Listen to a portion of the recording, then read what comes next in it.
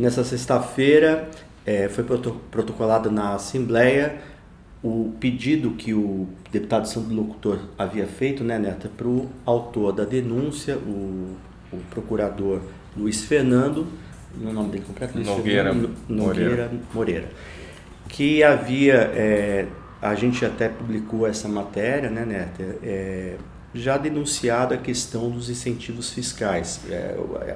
Não existe, como todo mundo sabe, transparência nenhuma, né?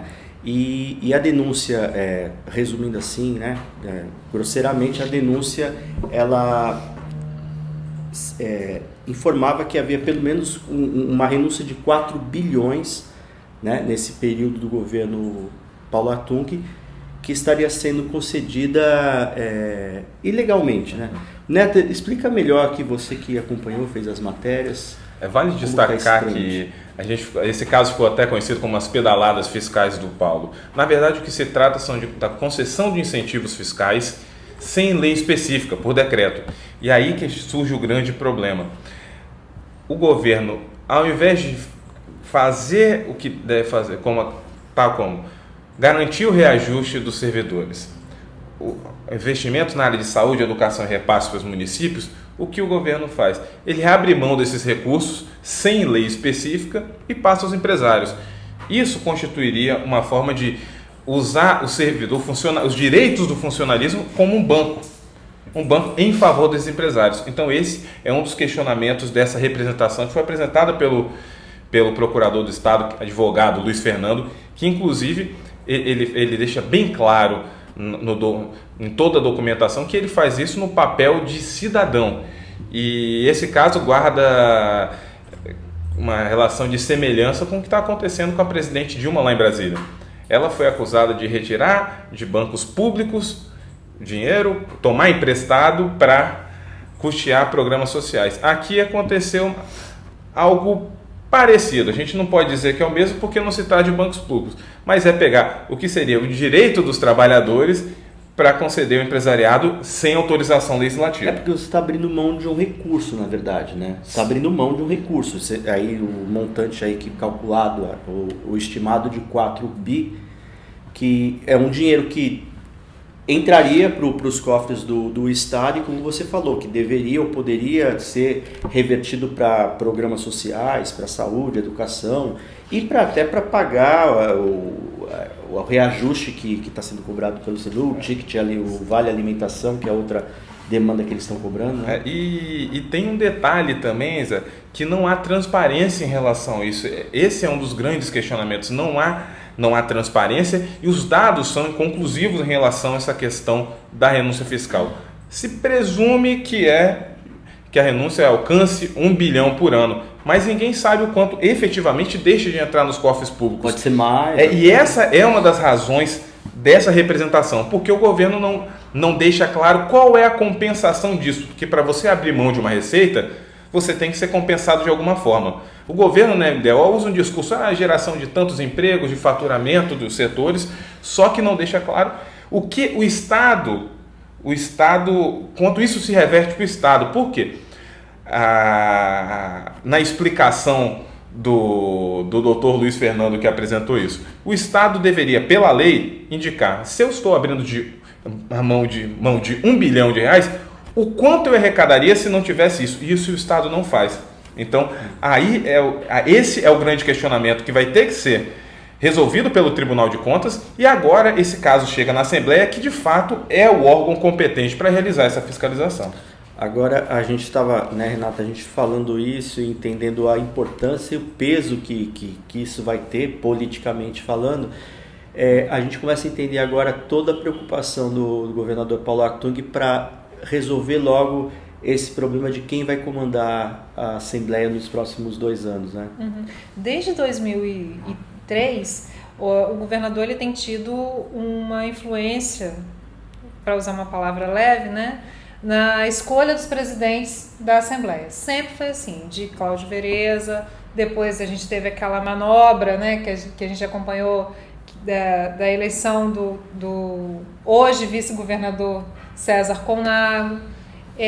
Mas agora, quando a gente observa toda a movimentação em torno de um quarto mandato, né, para Teodorico Ferraz à frente da Assembleia Legislativa, a gente fica tentando entender, né, por que isso estaria acontecendo, por que isso estaria acontecendo com o acordo, né, do governo. Aí quando vem essa discussão, a gente entende por que foi feita está sendo feita essa movimentação, por que Ferraz foi para um almoço com Paulo Arthur, que saiu de lá costurando a possibilidade de ser reeleito presidente da Assembleia, de influenciar no pleito lá de Itapemirim, de ter força política também no pleito de Cachoeiro, e o governador saiu com o quê? Com a governabilidade, né?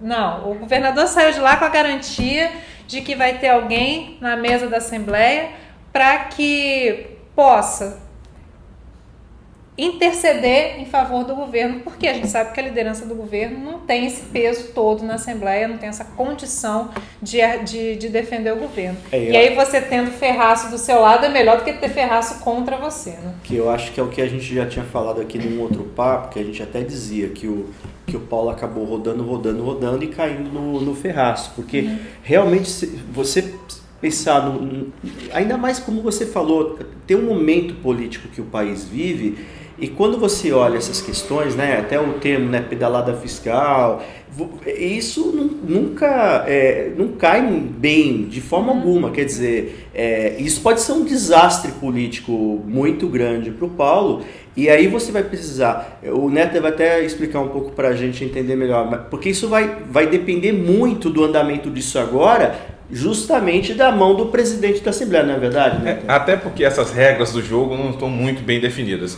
Quando a gente fala de governabilidade, a governabilidade nunca esteve ameaçada. A questão é Paulo nunca teve problemas com a Assembleia desde que voltou ao governo, né? Longe disso. Ele teve algumas tensões, mas não se trata de um grande problema. Aí quando você pega uma bomba dessa, a gente viu no caso em Brasília o que a vingança do Eduardo Cunha provocou o afastamento da presidente. Aqui esse processo chega, o que acontece? O Sandro Locutor vai e pede a informação. Olha, presidente, a gente soube na mídia aqui que tem essa denúncia, essa representação contra o governador. É algo grave. Essa casa precisa apurar. Ferraço vai lá, acolhe o pleito, oficia o autor da representação, o autor da representação encaminha toda essa documentação para o Legislativo. O fato que seria apenas de competência, vamos dizer assim, do Tribunal de Contas, passa para a Assembleia. E aí agora qual é o trâmite disso? Essa documentação, o Teodorico vai ter que despachar isso. Se em Brasília a gente teve caso de Cunha, de requerimentos que ele sentou em cima, o Ferraço vai ter que se pronunciar em relação a isso. O que ele vai encaminhar? Ele vai pedir uma comissão especial? Ele vai encaminhar para a Comissão de Finanças? Ele vai designar um outro parlamentar para tratar desse tema? Ele vai colocar isso no bojo de discussão da LDO? Ninguém sabe. Então, aí que a gente começa a ver os riscos e a importância fundamental do presidente da Assembleia nesse contexto. Porque guardando, né, aí só guardando aí claro, as diferenças, mas você vê algumas semelhanças. Por exemplo, você vê o quanto que é importante você ter uma liderança que conheça bem o regimento, que saiba controlar bem, que foi o que o Cunha fez. Como você falou, ele estava sentando em cima dos pedidos de impeachment que chegavam na Assembleia e foi sentando enquanto tinha um acordo com a presidente Dilma. Quando esse acordo acabou, ele puxou o primeiro e pôs na mesa. E outra coisa é o controle do plenário, né? O controle das lideranças do plenário, que é o trânsito desse presidente, né, tanto lá quanto aqui, é fundamental também para que essa movimentação dê certo. Eu acho que, quando a gente fala dessa questão dos incentivos, né, a aprovação daquela PEC da obscuridade, né, ela já agrava ainda mais essa situação, porque agora que a gente não vai saber de nada mesmo. E passou por quê? Porque Teodorico Ferraz teve uma importância muito grande na aprovação dessa PEC. Né, porque a liderança, em um determinado momento, não soube muito bem como conduzir, né, não sabia muito bem como persuadir os deputados a aprovarem aquilo, que era uma coisa extremamente desgastante, uma coisa que viola, que deixou capenga a Constituição Estadual, né? Excluiu um artigo inteiro. Né? E o Teodorico conseguiu fazer isso com alguns toques. Olha, líder, vamos fazer o seguinte, vamos, né? Mas aí se o senhor pedir o quórum agora, não sei o que, quer dizer, ele sabe como controlar, ele sabe o momento de dar aquele tempo para conversar com as lideranças, ele sabe muito bem como transitar ali e fazer esse meio de campo. Essa PEC da obscuridade foi aprovada em 2 semanas. É sabido que propostas de emenda constitucional não existe urgência, eles juntaram comissões, foi uma manobra que você tem projetos de lei ordinária que são matérias simples, né, nessa questão do processo legislativo, que demoram anos. Essa foi aprovada em 2 semanas, e aí você tem essa coisa obscura de você ter Constituição Estadual, cara, artigo 144, tal, artigo 146, tal, opa, faltando alguma coisa aí. Esse é o retrato do Espírito Santo. Mas agora, tem uma questão importante que esse episódio traz também. Independente se vai haver manobra, não vai haver manobra por parte do Ferraz, e eu creio que vai haver. Agora, tem uma coisa interessante. Você vê, esse episódio, ele remete a outros. Porque a gente sabe que tem uma enxurrada de pedidos de informação. Os deputados, alguns deputados, é claro, começaram a perceber que isso é um instrumento muito valioso.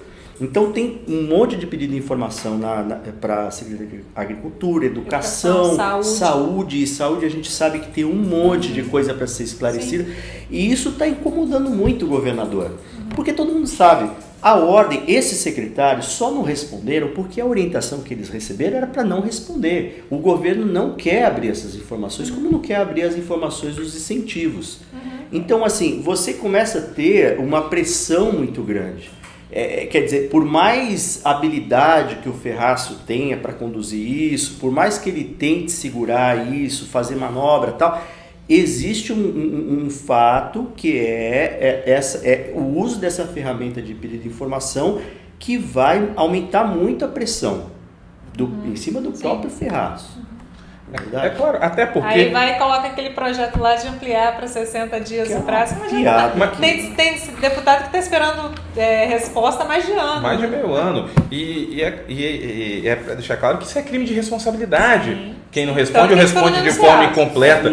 Aí, porque também, aí a gente tem que entender também como funciona o legislativo.